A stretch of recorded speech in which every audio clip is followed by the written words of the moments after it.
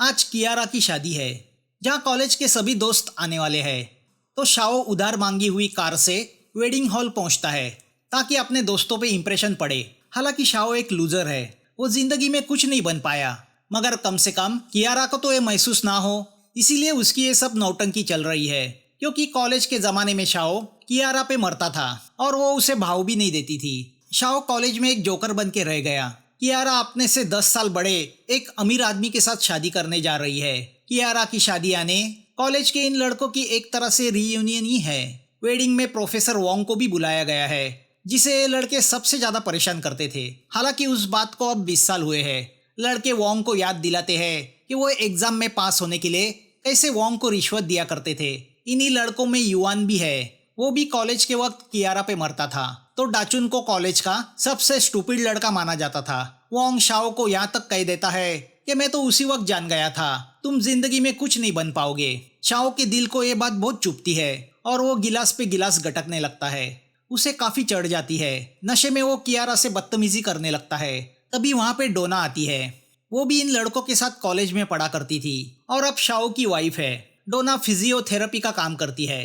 वो नशे में धुत शाओ को घर चलने कहती है, मगर शाओ मना करते हुए तमाशा खड़ा कर देता है। तो अब गुस्सा होके डोना भी सबके सामने सच्चाई बताती है कि शाओ ने ग्रेजुएशन के बाद से एक भी पैसा नहीं कमाया, वही घर चला रही है। बड़ी मेहनत से डोना ने कमाए हुए पैसे आज शाओ ने सूट सिलवाने में खर्चे किए हैं ताकि दोस्तों के सामने झूठा इंप्रेशन पड़े। डोना की बातों से उन दोनों की गृहस्थी दोस्तों के सामने मजाक बन जाती है। डोना शाओ का सूट निकालने जाती है तो शाओ उसे थप्पड़ मार देता है।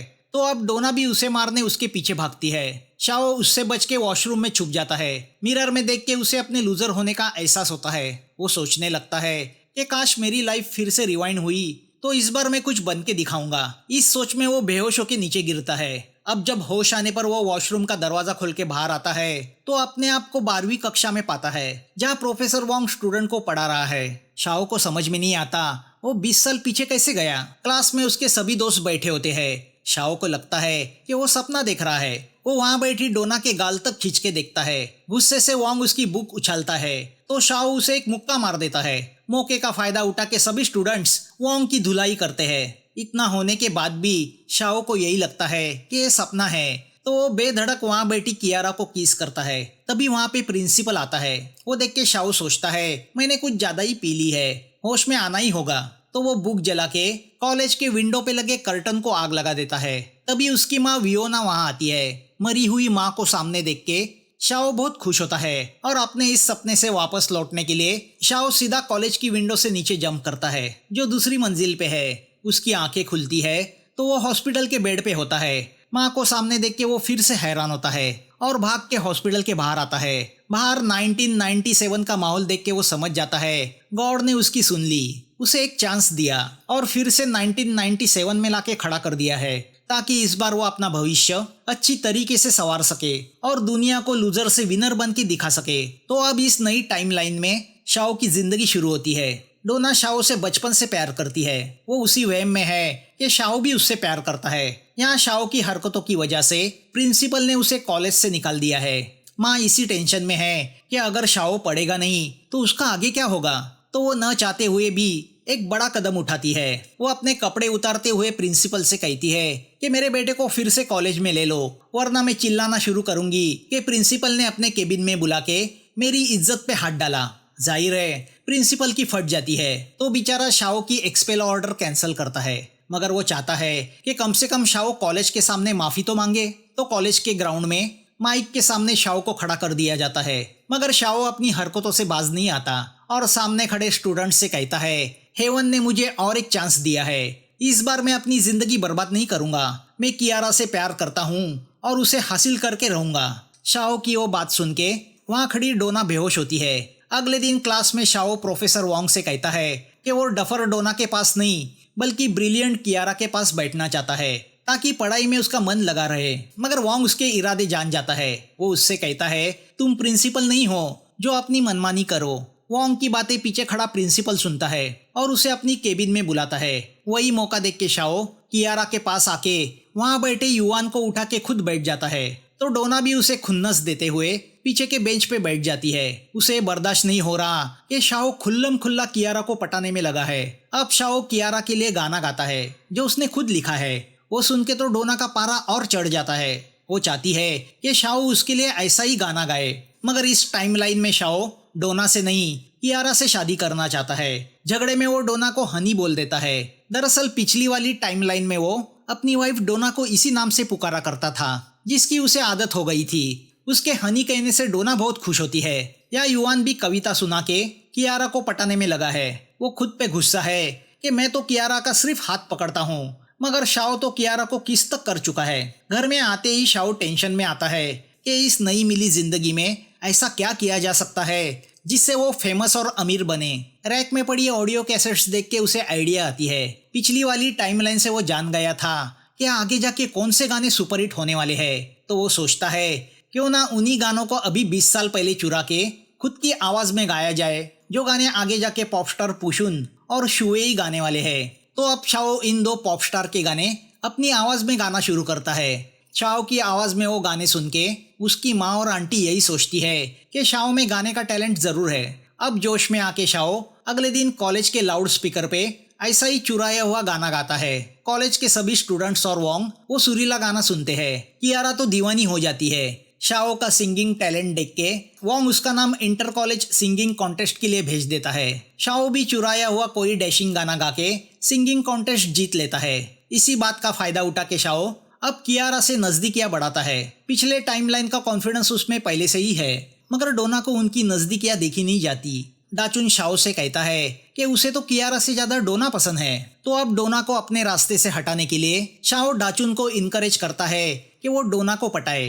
वो डाचुन से कहता है कि डोना से अच्छी वाइफ उसे मिल नहीं सकती। तभी कुछ गुंडे शाओ को उठा के अपने अड्डे पे लेके जाते हैं। युआन ने उन गुंडों को शाओ को मारने की सुपारी दी है। शाओ को बचाने डोना उन गुंडों से लड़ पड़ती है। तो अब गुंडे डोना की पिटाई शुरू करते हैं। डोना पिछली टाइमलाइन में शाओ की वाइफ थी, तो उसकी पिटाई देख के शाओ के दिल में फीलिंग्स जाग जाती है और वो अपने शरीर की ढाल बना के डोना को बचाने की कोशिश करता है। तभी अचानक वोंग वहां आता है, जो कराटे चैंपियन है। वो गुंडों की पिटाई करके उन्हें वहां से भगाता है। शाओ वोंग से कहता है, मैंने इतनी बार तुम्हें तंग किया, मगर तुमने कराटे चैंपियन होने के बावजूद कभी मुझ पे हाथ नहीं उठाया। वोंग शाओ से कहता है, मैं टीचर हूँ, गुंडा नहीं। डोना भी शाओ से पूछती है, तुम तो हमेशा मुझसे नफरत करते आए हो, तो मुझे बचाने बीच में क्यों आए? जिसका जवाब शाओ के पास नहीं होता। दूसरे दिन डोना शाओ को लुभाने के लिए कियारा जैसा ड्रेसअप करके कॉलेज में आती है। कियारा उससे कहती है, राजकुमारी को कॉपी करके मेंढक राजकुमारी नहीं बन सकती। भोली भाली डोना उसके तानों को समझ नहीं पाती। शाओ डोना को पीछे से कियारा ही समझ बैठता है और उससे फ्लर्ट करने लगता है। मगर जब डोना को पता चलता है कि वो उसकी नहीं कियारा की तारीफ कर रहा है, तो वो शाओ की पिटाई करती है। तभी कुछ लोग शाओ को जबरदस्ती कार में डाल के एक रेडियो स्टेशन लेके जाते हैं, जहाँ शाओ की मुलाकात नार्निया से होती है। शाओ को याद आता है कि पिछली टाइमलाइन में ये नार्निया बहुत बड़ी म्यूजिक कॉन्ट्रैक्टर थी, जिसने कई सिंगर्स को सुपरस्टार बनाया था। नार्निया शाओ को म्यूजिक कॉन्टेस्ट में परफॉर्म करते हुए देख चुकी थी, तो वो शाओ को ऑफर करती है कि शाओ उसकी म्यूजिक कंपनी के लिए गाना लिखे और गाए। ये शाओ के लिए बहुत बड़ी अपॉर्चुनिटी थी, तो वो भला कैसे गवाता। यहाँ शाओ की कामयाबी से कियारा भी उससे प्यार करने लगती है। दोनों को एक साथ देख के डोना को बहुत दुख होता है, उसका दिल टूट जाता है। फिर भी वो हार नहीं मानती। एक रात वो शाओ को मिलने उसके घर जाती है, तो गली में उसकी मुलाकात उन्हीं गुंडों से होती है जो आज रात भी शाओ को मारने आए हैं। युआन उन्हें लाया है। टकलू डोना से कहता है कि वो शाओ की जबान काट देगा ताकि वो फिर से कभी गा ना सके। डोना उसे मिन्नतें करती है कि वो ऐसा ना करे, जिसके बदले वो उसे कुछ भी देने को तैयार है। टकलू डोना से कहता है कि अगर वो उसके साथ रात गुजारने को तैयार हो जाए तो वो शाओ को छोड़ देगा। शाओ को बचाने के लिए डोना तैयार होती है और टकलू के साथ चली जाती है। यहाँ नार्निया के साथ कोलैबोरेशन करके शाओ सफलताएं हासिल करने लगता है। उसके गाने पूरे देश में धूम मचा देते हैं।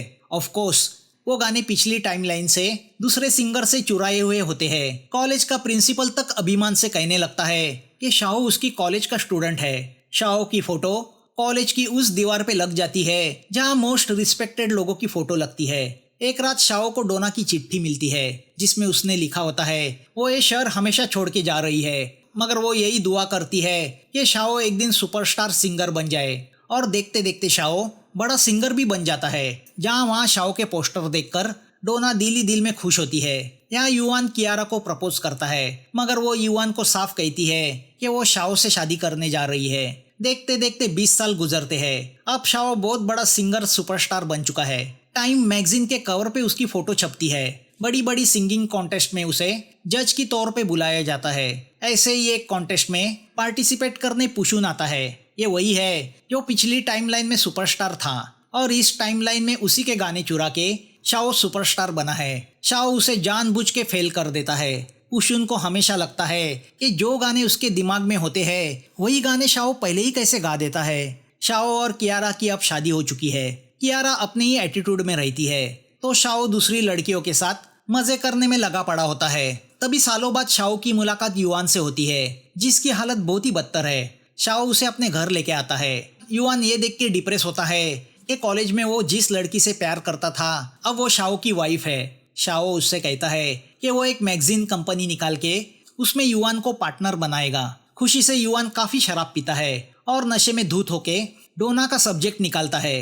वो शाओ को उस रात की पूरी कहानी बताता है कि कैसे डोना शाओ को बचाने के लिए टकलू के साथ चली गई, मगर इसके पहले कि वो उसकी इज्जत पे हाथ डालता डोना ने उसकी आंखों में जेवेलिन बार मार दिया और वो वहां से भाग गई, जिसके कॉम्पनसेशन में डोना को अपना घर तक बेचना पड़ा। शाओ ये सच्चाई नहीं जानता था। ये सब सुन के वो बहुत दुखी होता है। डोना के साथ उसके इमोशंस अभी भी जुड़े हुए हैं। जो पिछली टाइमलाइन में उसकी वाइफ थी उस वक्त वो उसे खुशियां नहीं दे पाया था। एक छोटी सी रूम में वो रहा करते थे और इस टाइमलाइन में भी उसने उसे दुख दिया था। तो अब वो डोना से मिलने का फैसला करता है। वो उसी चौल तक उसे ढूंढते हुए पहुंच जाता है जहाँ पिछली टाइमलाइन में वो उसके साथ रहा करता था। डोना भी इतने सालों बाद उसे वहां देख के शौक होती है। वो उसे बड़े प्यार से घर के अंदर ले जाती है। शाओ को याद आता है कि पिछली टाइमलाइन में वो इसी रूम में डोना का हस्बैंड बन के रहा करता था। डोना उसकी तारीफ करते हुए नहीं थकती कि वो हमेशा उसे टीवी पे देखा करती है। उसने वो ईंट भी अब तक संभाल के रखी है जो शाओ ने उसे बचाने के लिए टकलू के सर पे मारी थी। डोना बताती है कि जेवेलिन कंपटीशन में उसने गलती से जज को निशाना बनाया तो उसे हमेशा के लिए बैन किया गया। अब वो स्पोर्ट्समैन को मसाजिंग थेरेपी देने का काम करती है। अब डोना शाओ के लिए उसके फेवरेट नूडल्स बनाती है। शाओ को याद आता है कि पिछली टाइमलाइन में यही नूडल्स खा के वो तंग आ गया था। नूडल्स खाते हुए शाओ की आंखें भर आती है। डोना उससे कहती है, मैं सपना देखा करती थी कि हम दोनों मिलके पिज्जा खा रहे हैं, मगर सबके सपने थोड़ी सच होते हैं। शाओ भी उससे कहता है, मैंने भी सपना देखा था, हम दोनों की शादी हुई है और हम जिंदगी में स्ट्रगल कर रहे हैं। मैं शराब पी के तुम्हें अपसेट करता रहता हूँ और तुम मुझे मारने के लिए दौड़ती हो। हम दोनों इसी रूम में रहते हैं। डोना उससे कहती है, तुम बहुत बड़े सुपरस्टार हो, ऐसे घटिया सपने क्यों देखते हो। शाओ उससे कहता है, मैंने ये भी देखा है, जब भी मैं बीमार होता हूँ तुम मेरी छाती पे बाम लगा के मेरी सेवा करती हो, दुखों के समय गले लगा के मुझे दिलासा देती हो। शाओ की बातों से डोना की आंखें भर आती है। तभी उसका हस्बैंड वहाँ आता है। वो कोई और नहीं बल्कि डाचुन है, कॉलेज का सबसे स्टूपिड लड़का। शाओ को अपने घर देख के डाचुन बहुत खुश होता है। डोना और डाचुन को शादीशुदा देख के शाओ भी चकरा जाता है। डाचुन शाओ से कहता है, तुम्हारी वजह से मुझे इतनी अच्छी वाइफ मिली। शाओ बस इतना ही कहता है, अपनी वाइफ को संभाल के रखना। अब शाओ सैड सॉन्ग गाने लगता है तो उसकी गैर मौजूदगी में कियारा युआन के साथ सोने लगती है। शाओ के समझ में आता है सच्चे प्यार से किनारा करके उसने नकली दुनिया को गले लगाया था। अब शाओ मीडिया वालों को बुला के अनाउंस करता है कि वो अपनी सिंगिंग करियर से रिटायरमेंट ले रहा है। डोना को सनफ्लावर बहुत पसंद है तो वो अगले दिन ट्रक भर के सनफ्लावर लेके डोना के घर तक पहुंच जाता है, जहां उसकी मुलाकात डाचुन से होती है। वो डाचुन को लेके उसी वीडियो पार्लर आता है जहां 20 साल पहले वो उसे लेके आया था और जहां उसने डाचुन को उकसाया था कि वो डोना से प्यार करे। बातों बातों में वो डाचुन से कहता है, मैं तुम्हें अपनी पूरी जायदाद देने को तैयार हूँ अगर तुम मेरी डोना मुझे वापस करो। उसकी बातें सुन के डाचुन शॉक होता है।